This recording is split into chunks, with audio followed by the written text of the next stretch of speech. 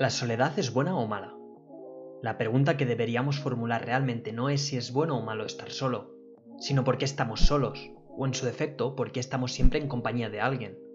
La gente necesita creer que todo es blanco o negro, que algo debe ser bueno y por tanto su contrario es malo, y a la inversa.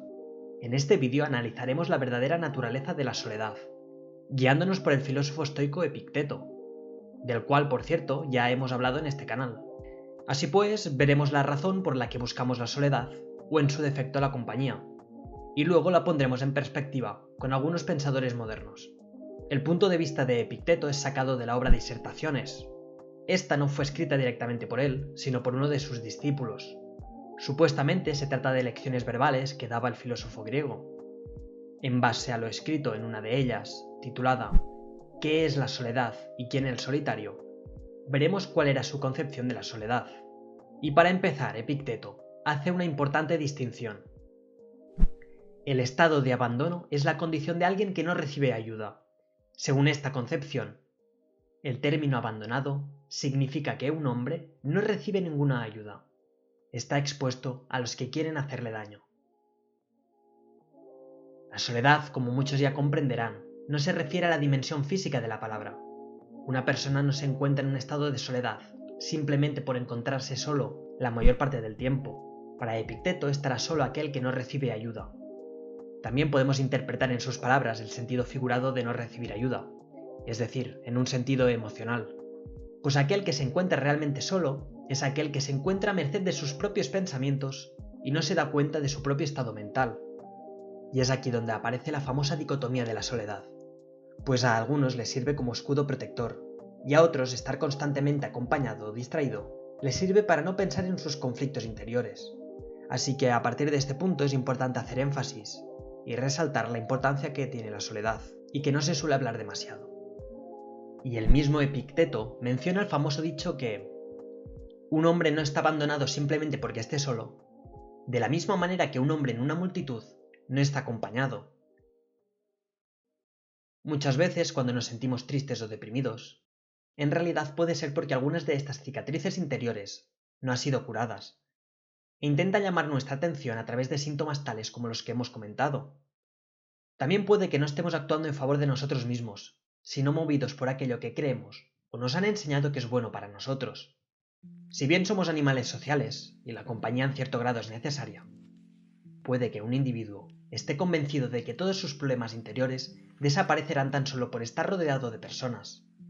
Esto suele pasar frecuentemente con los adolescentes, pues su nivel de madurez es bajo. Y volviendo al tema, sí, en efecto estar solo es necesario, pues uno debe alejarse de las distracciones de vez en cuando para poder profundizar en sus pensamientos y darse cuenta de los motivos reales de su malestar. Como dice el psicoanalista Anthony Storr en su obra Soledad, ser capaz de entrar en contacto con los pensamientos y sentimientos más profundos de uno mismo, dándoles tiempo para que se reagrupen en nuevas combinaciones y disposiciones, es un aspecto clave del proceso creador, así como un modo de aliviar la tensión y favorecer la salud mental.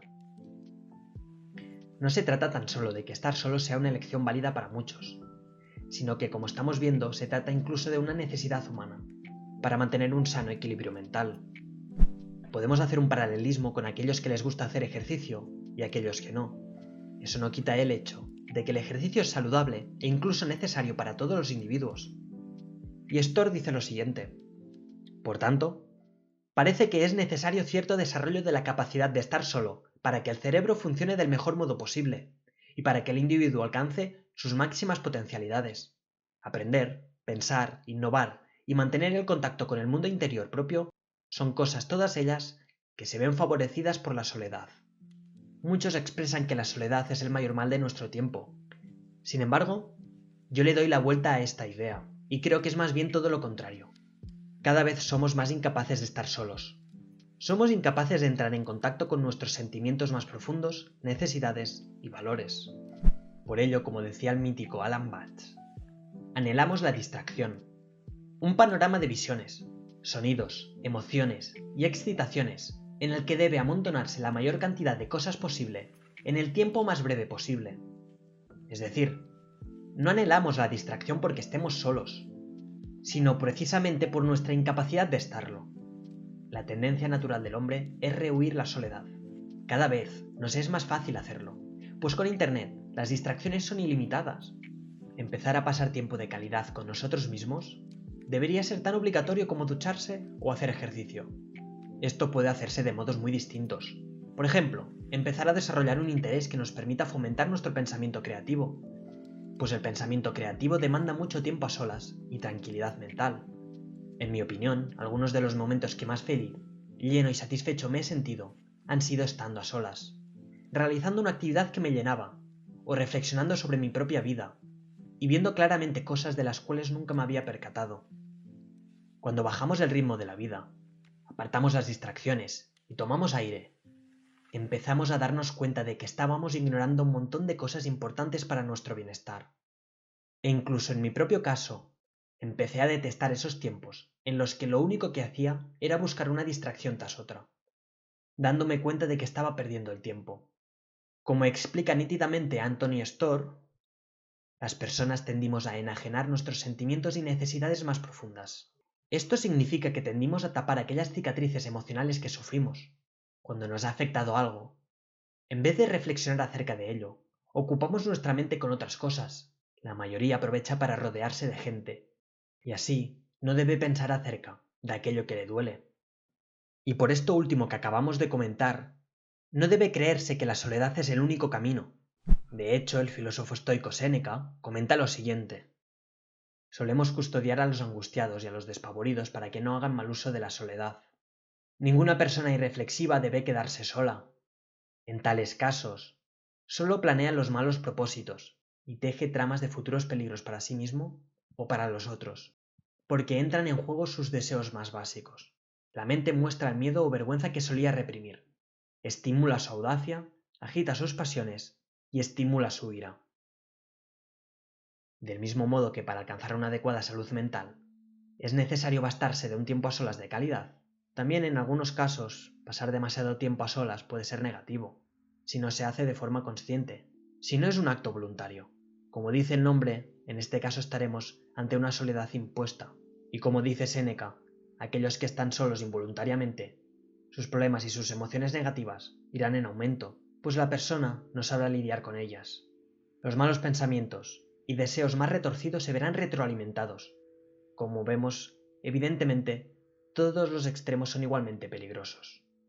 Aunque el camino que elijamos sea el de la compañía y no el de la soledad, debemos siempre tener desarrollada la capacidad para estar solos y estar preparados para esa circunstancia.